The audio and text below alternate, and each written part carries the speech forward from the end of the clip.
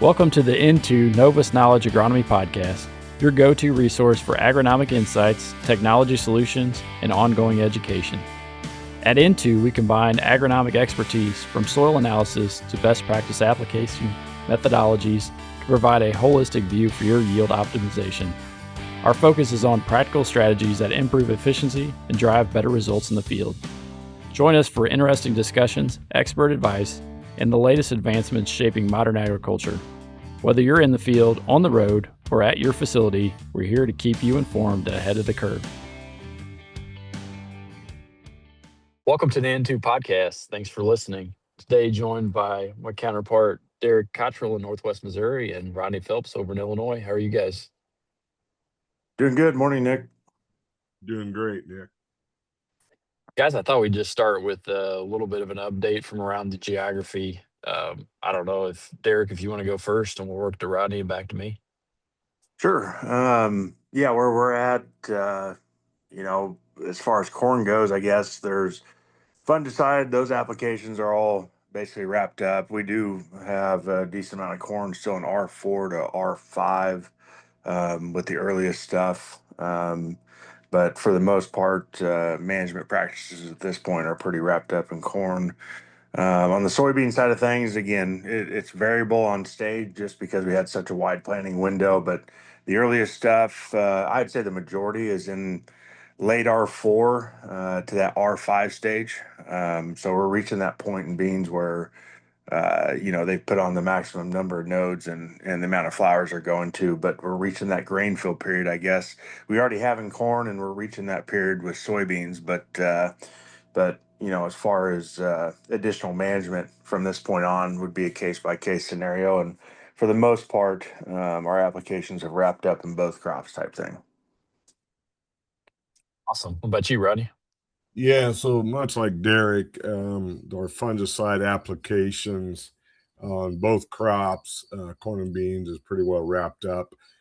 We've had we might have some straggling applications to do. We've just had some rain showers come through and slow that down. For all intents and purposes, fungicides on. Growth stage of our bean crop, we're in that late R5 hitting R6. Beans are extremely healthy, extremely dark green blue color. I can't forecast bean yield worth a damn, but if they yield as good as they look, we should have a good bean crop coming. Corn crop is in that R5 to R5.5 early dent stage, coming on fast due to the heat. Extremely healthy corn crop. We will be variable in areas, though, just determine some nitrogen loss in some areas due to excess water early. And as we are progressing quicker than I like because of the heat that we'll talk about later in our conversation. But overall, a healthy corn crop.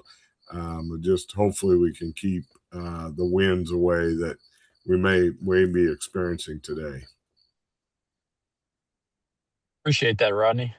From my standpoint, I'm not going to add a ton that's different, except for the fact that we're way more variable, but we were more variable on planting dates. So our corn crop is anywhere from, that June planted corn is R2 now to all the way to R5.5. And most of that April, May stuff is sitting there in the R5 stage somewhere. And then on the soybeans, the same deal as the corn. We're anywhere from R2 to R6. And it's just a really late planted stuff that's R2. Some really good looking double crop beans at this point in places. But the majority of the beans are sitting there at the R5 stage at some point.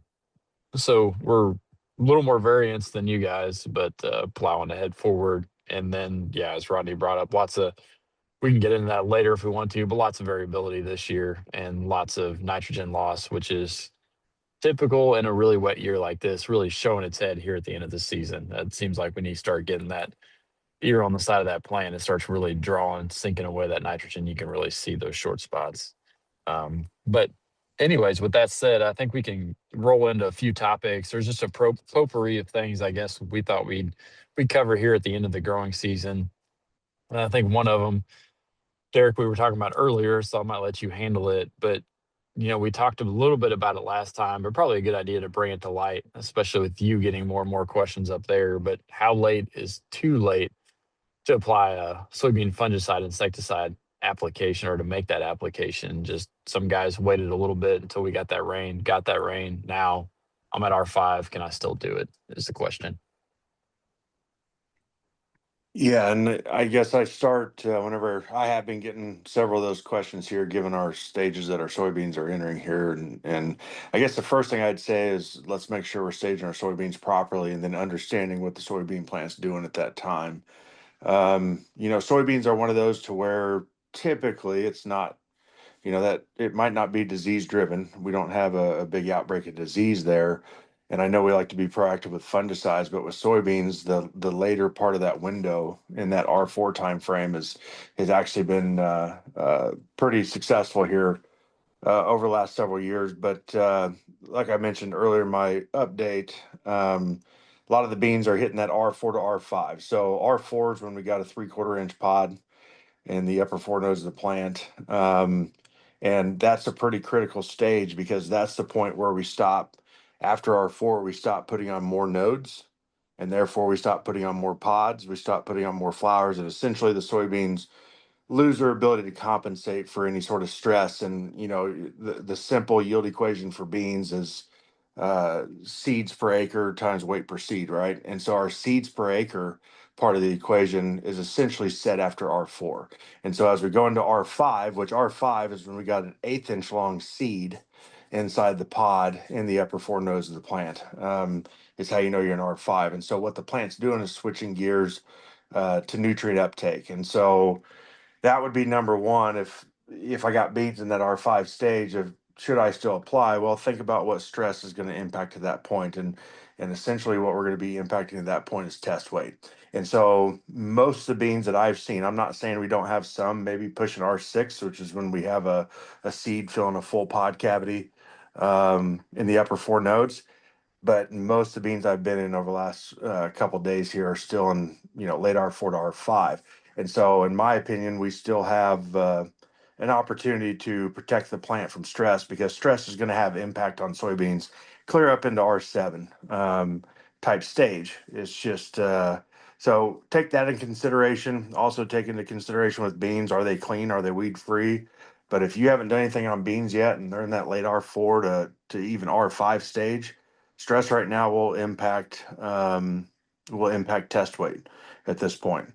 And so keep that in mind. And I guess it's a case by case scenario type deal. But keep the growth and development in mind and in your head. What is stress right now actually going to impact?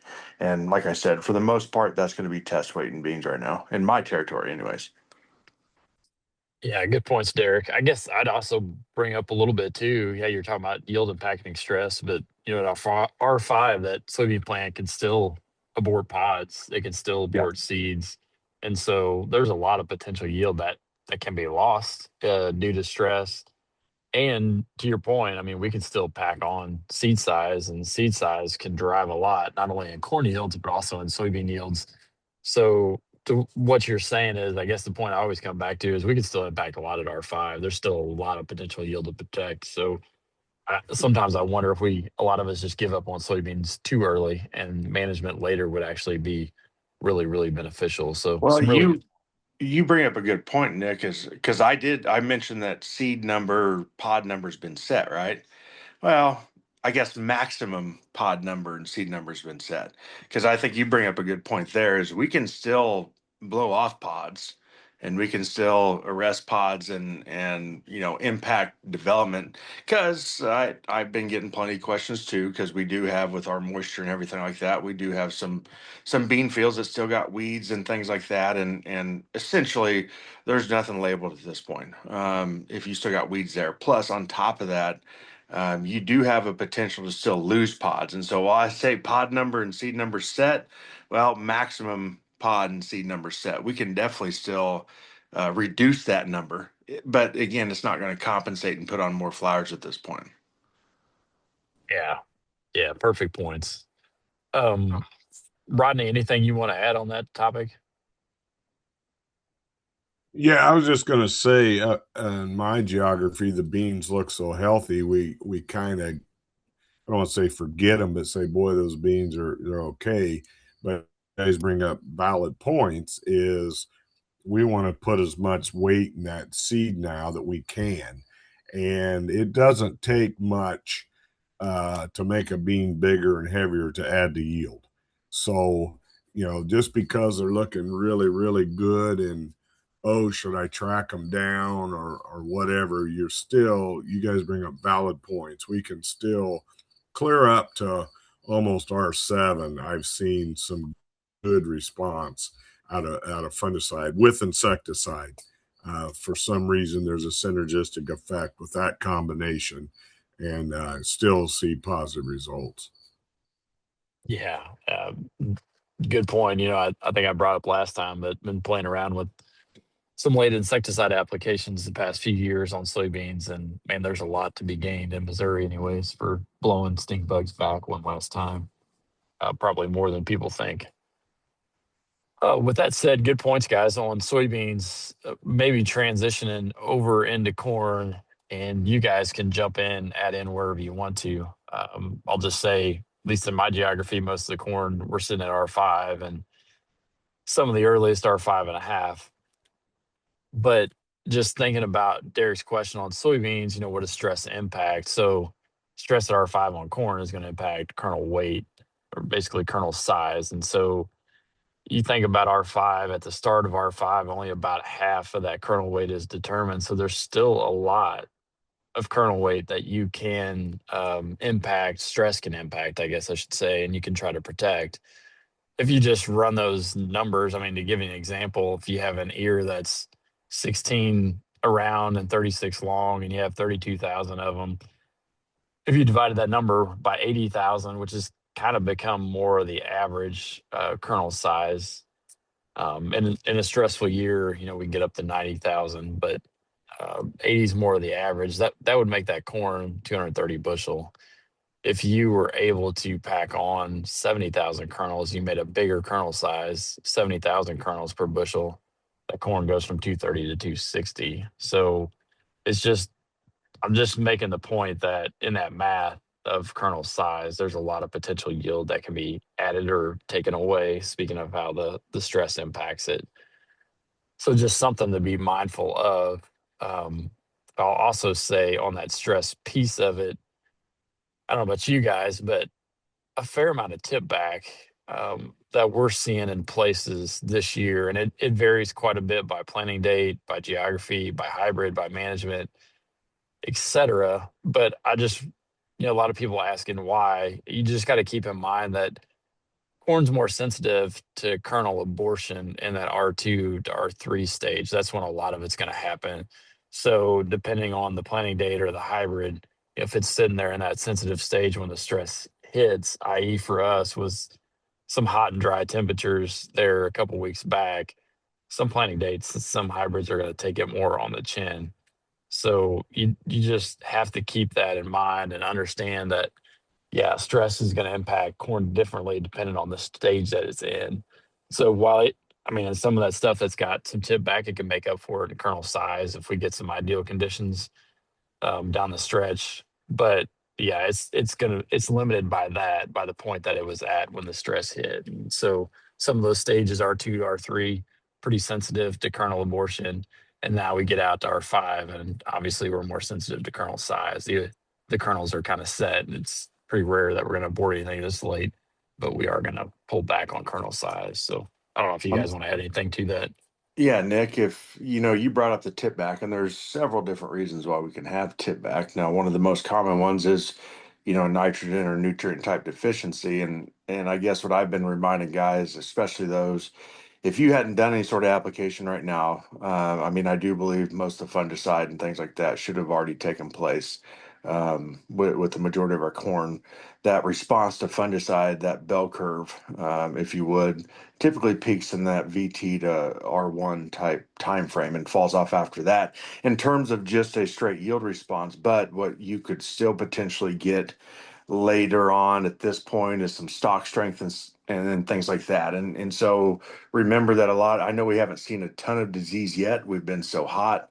While we've had the moisture, we've been so incredibly hot here over last week that we're not seeing a lot of our key diseases ramp up. But remember, a lot of our diseases are opportunistic type pathogens, and so if you have a situation like you're describing where you got tipped back potentially from a nutrient deficiency, that crop essentially is most likely going to be more susceptible from an opportunistic type stock rot pathogen that could move in. And so I guess from this point on, if you haven't done anything yet, you might not get that yield response, but you might get that stock strength, which leads into harvestability. And so keep that in mind. If my crop is stressed and has tip back because of nutrient deficiency, it may or may not be, depending on the hybrid, be more susceptible to some of the stock rots that move in. I know last year, stock rots and corn laying over at harvest, I was getting a lot of calls on that.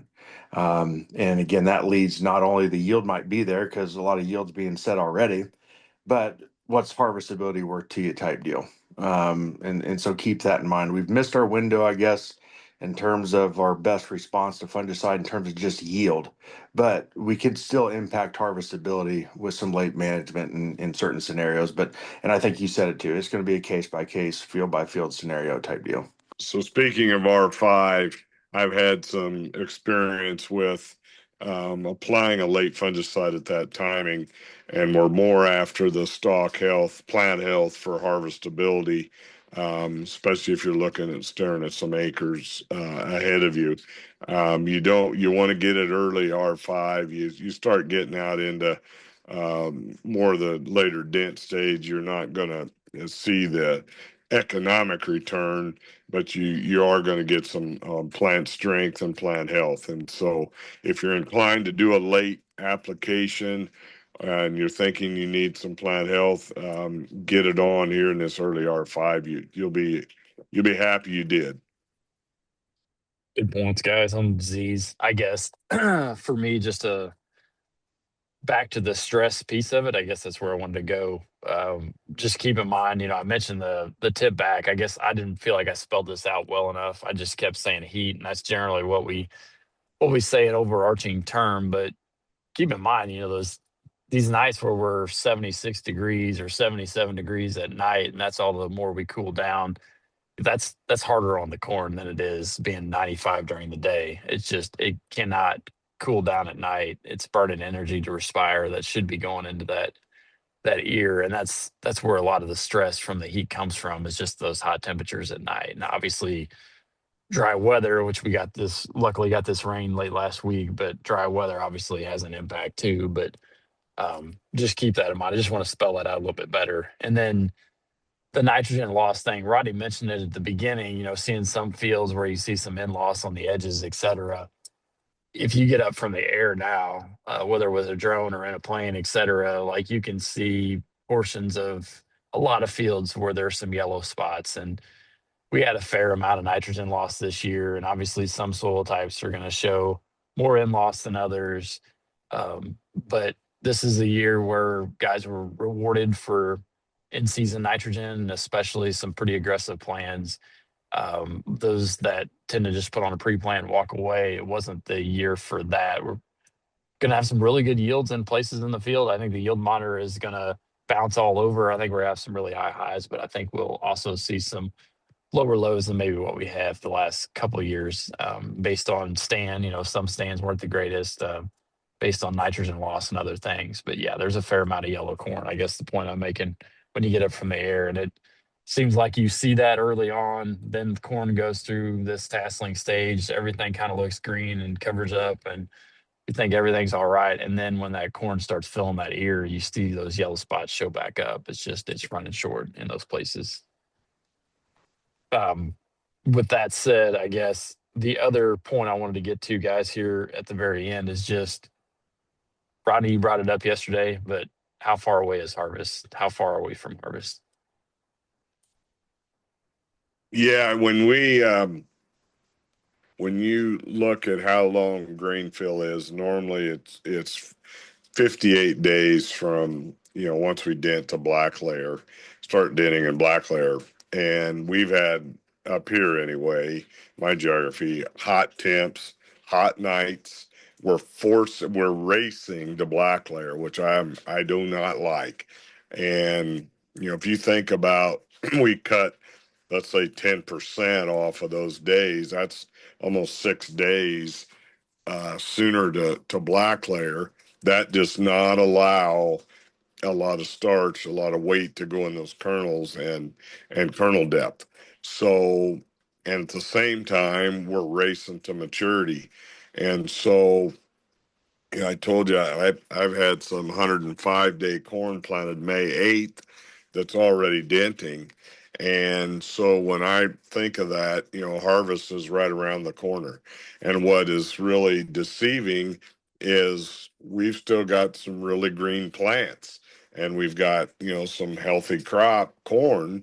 And so everybody is lulled into, we're not, if you don't get out and look at things, oh, harvest is a ways off. But when you get in the field and you look at the ear and you're breaking the ear open and you look at the milk line and you look, we're a lot closer to harvest. If the weather stays the way it is now, we're a lot closer to harvest than we have been in other years. So diligence and getting out and seeing what is going on in the crop. Also, I saw some early group 2 beans starting to senesce yesterday. So the the temperatures are great, but it's also forcing this crop to mature at a not as a natural stage. I would say we're racing to harvest, and I don't like that. Yeah, good points, Rodney. I'll just say, yeah, typically the start of black layer, it's 400 GDUs to maturity, and if you're half milk line, it's 200 GDUs to maturity. So to Rodney's point, normally this time of year that's going to take a little while, but at the current temperatures we're at, I was running the numbers last night. I mean, you're like maybe 16 days, maybe just 2 weeks at the current heat that we have, especially the heat at night, 2 weeks away from accumulating 400 GDUs in like 16 days. Like, that's fast. That's really fast. And so if you add some, you just figure a point a day and you add some time to that, like, some of this corn that's black layer now, if the temps stay where they're at, it could be, you could have dry corn in a month from now. Um, and so if you're taking it out in the 20s, I mean, you're not even talking that long to your point, like maybe 3 weeks. It's like you said, it's almost scary how quick it's racing and it's pushing it through the grain fill stages. And typically for yield and kernel weight, that's not what we want. We want a slow grain fill, and we're not getting it right now. Derek, anything you want to add on that? I think you guys hit it spot on. We're kind of in the same situation. We'll have some of the earliest planted stuff. It'll be mid-September before a lot of that's ready. But we are accumulating GDUs, like you said, Nick, pretty fast right now. It might cool off next week, but yeah, it's coming up pretty quick for sure. And the earliest of stuff will be ready here in, like you said, 2 to 3 weeks probably. With that said, guys, you got any last fleeting thoughts that you want to share with the group? I guess my thing would be, again, I know we're still focused on this crop, and we just got done talking about when harvest will be of this crop, but we are reaching that period where, you know, 2027 crop starts this fall. And so whether it be anhydrous, fall fertilizer, residue management, things like that, I just encourage guys to start thinking about some of your fall programs and things that are going to take place after harvest. Again, I know we're reaching that point where we've put a lot into this crop and we're still focused on it. And so, and I agree that we need to focus on the crop we have out there now, but it's certainly not too early to start thinking about some of your management decisions you might do this fall. And I think the best way to do that is either work with your agronomist or your retail partner and just start asking some questions on some stuff you're going to be doing this fall.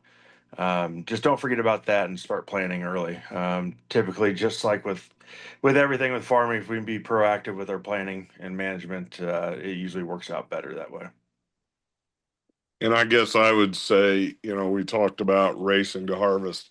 I would get out in your crop, especially the corn crop, put your eyes on it, see what you've got going on, and then get a plan. And to Derek's point, 27 starts now too.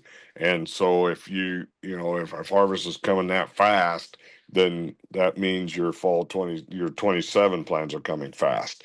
So I don't want anybody to think we're sounding the alarm bell, but we're being realistic, and we want to make sure everybody knows what's coming at them. Yeah, those are good points, guys. I guess, Roddy, to tag on what you're saying, the realization I'm coming to myself is, yeah, take some time. If you did some different management stuff or you ran some of your own tests, et cetera, this year, that would be a good time to go look at them. And I'm realizing that time is fleeting away for me to get everywhere that I want to get to. So just be sure to take a glance at them here before we finish up the season. Well, guys, I appreciate it. Really good points. Good discussion. Thanks, everyone, for listening, and we'll look forward to seeing you next time. Thank you for joining us. This podcast is brought to you by Into Novus Knowledge. Please reach out to your Into agronomist if we can help in any way. Join us next time for more in-depth agronomic advice.